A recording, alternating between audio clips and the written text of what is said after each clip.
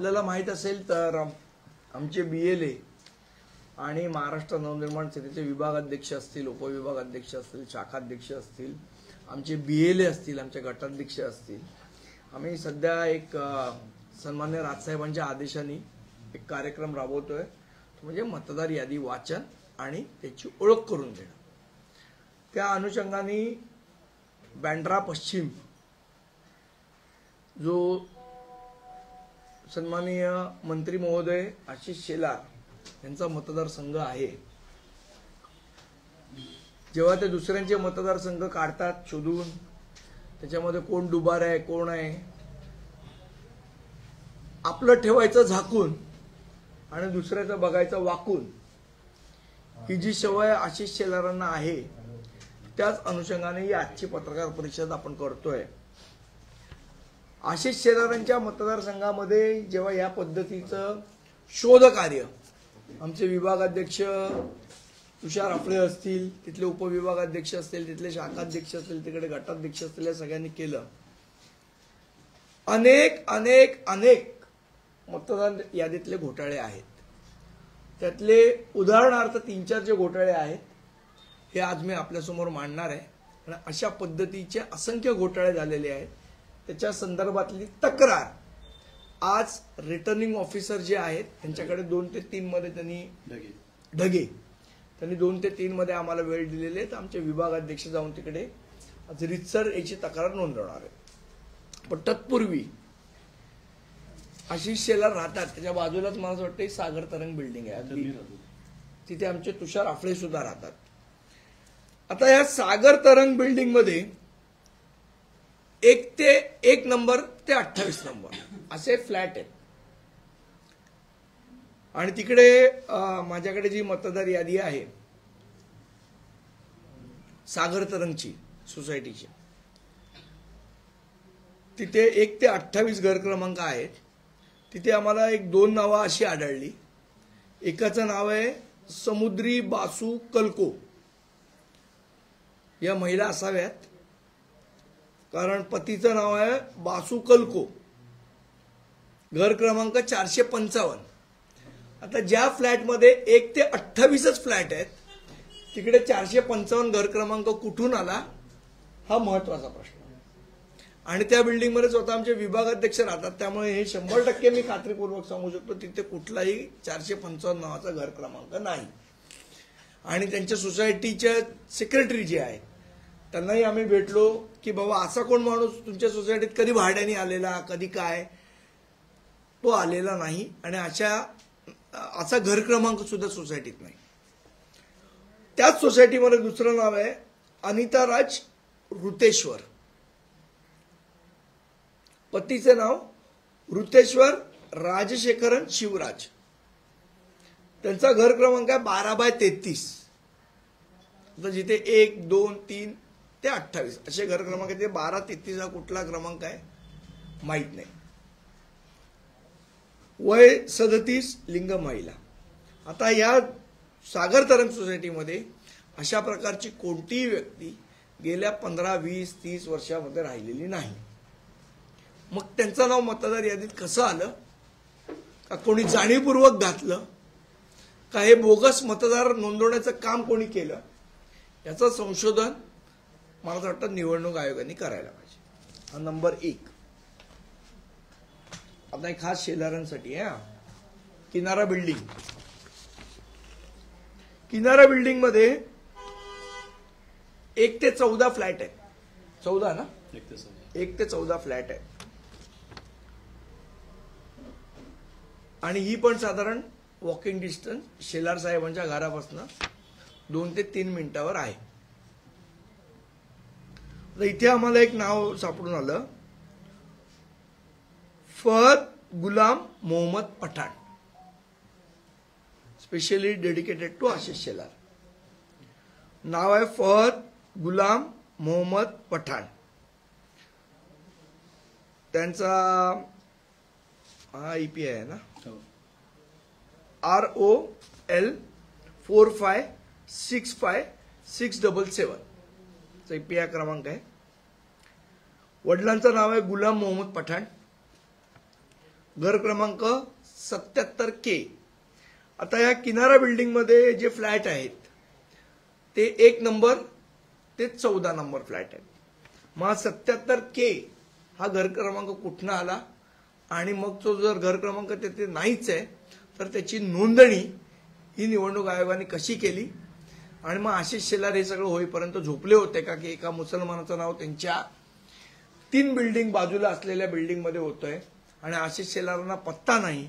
आशिष शेलारांनी झोपायचं काम केलंय का यांच्या नावावर यांचं नाव जाणीवपूर्वक घुसवण्यात आलं हा संशोधनाचा विषय. आमचा काय आशिष शेलारांवर कुठला आरोप नाहीये, पण मग आशिष शेलार जागरूक नाहीत का हा महत्वाचा प्रश्न निर्माण होतो.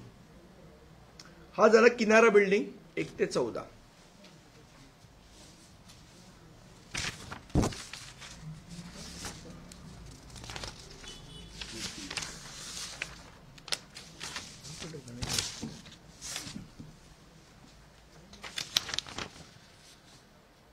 आपल्याला रंगशारदा माहीत असेल तर ही आशिष शेलारांच्या घराच्या जवळच आहे.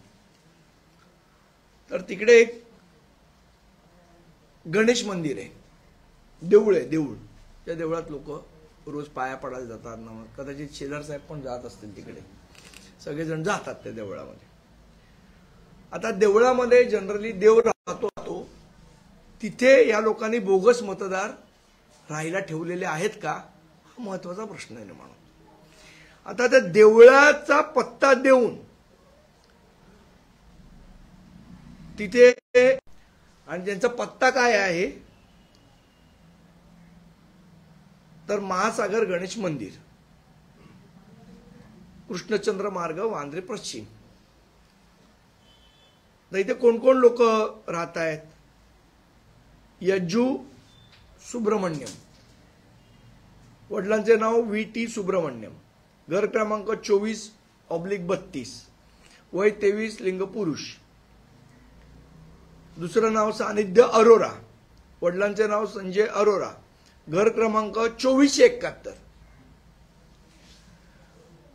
वय 29, लिंग पुरुष.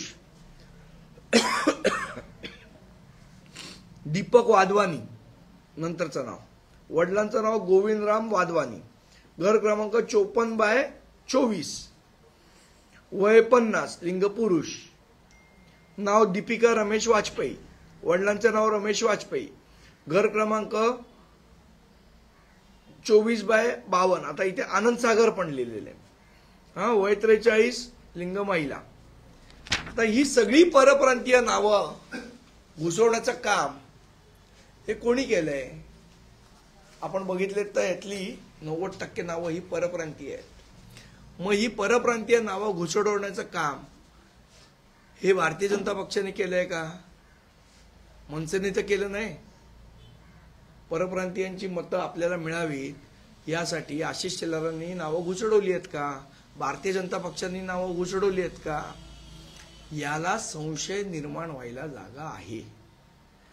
परप्रांतीय महापौर करायचा म्हणून जास्तीत जास्त परप्रांतीय नावं घुसवण्याचा पराक्रम हा भारतीय जनता पक्ष करतेय का हा महत्वाचा प्रश्न इथे निर्माण होतो. ही उदाहरणादाखल तुम्हाला मी दाखवलेली आहे. याच्यापेक्षा मोठा घोटाळा हा शेलार साहेब यांच्या मतदारसंघात होतोय आणि परप्रांतीयांची नावं जाणीवपूर्वक त्या मतदार यादीत घुसवली जात आहेत, जेणेकरून यांचा जो डाव आहे परप्रांतीय महापौर करायचा त्याला बळ मिळावं याच्यासाठी हे धंदे चाललेले आहेत. यांना मराठी नावं नका नाही घुसडवत, परप्रांतीय नावं का घुसडवतात हे लोक?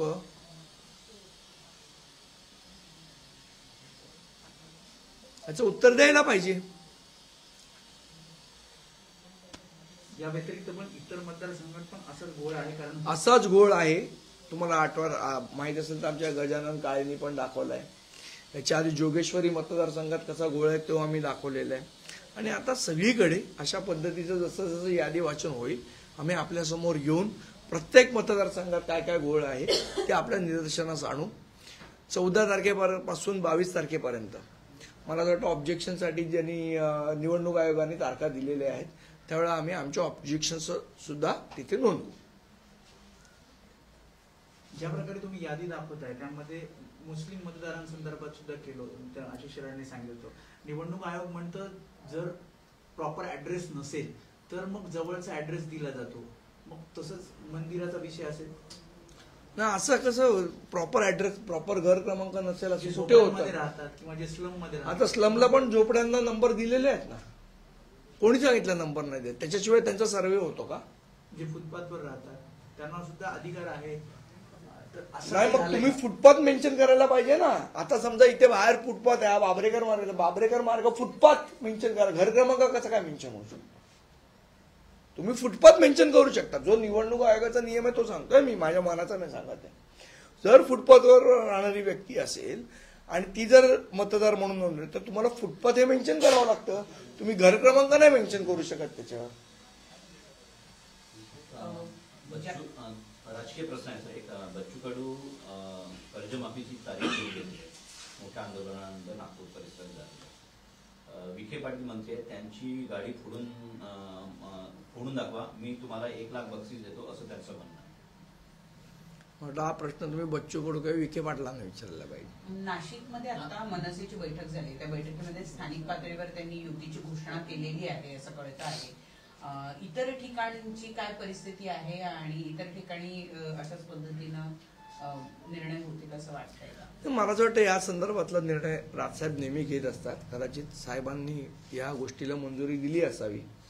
आणि हा स्थानिक विषय आहे, स्थानिक राजकारण काय आहे, स्थानिक काय परिस्थिती आहे, त्याच्यावर स्थानिक लोक निर्णय घेऊ शकतात, अर्थात सन्मान्य राजसाहेबांच्या आदेशाने. मुंबईमध्ये 227 पैकी किती जागांवरती निवडणूक लढवण्यासाठी खरं तर सध्या मनसे तयारी करत आहे? 227 अजून तरी आम्ही कोणाची युतीची चर्चा केलेली नाहीये. हा विषय सन्मान्य राजसाहेबांचा आहे. ते ज्या वेळेला त्याच्यावर निर्णय घेतील त्यावेळेला आम्ही आपल्याला माहिती देऊ शकेन त्याच्या संदर्भात. पण काही ठरवण्यात आलंय की आपण किती जागा लढू शकतो जर युती झाली तर? नाही, कसं आहे, हे सगळे आमच्या आपापसातले चर्चेतले विषय आहेत.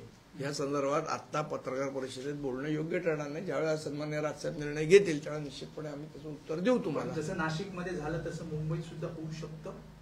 त्याचा निर्णय साहेब करतील ना, थोड्या दिवसातच करतील. पण म्हणजे मनसे सकारात्मक एकंदरीत युक्ती होईल का या अनुषंगाने, ज्या प्रकारे मनोमिलनाच्या चर्चा आहेत?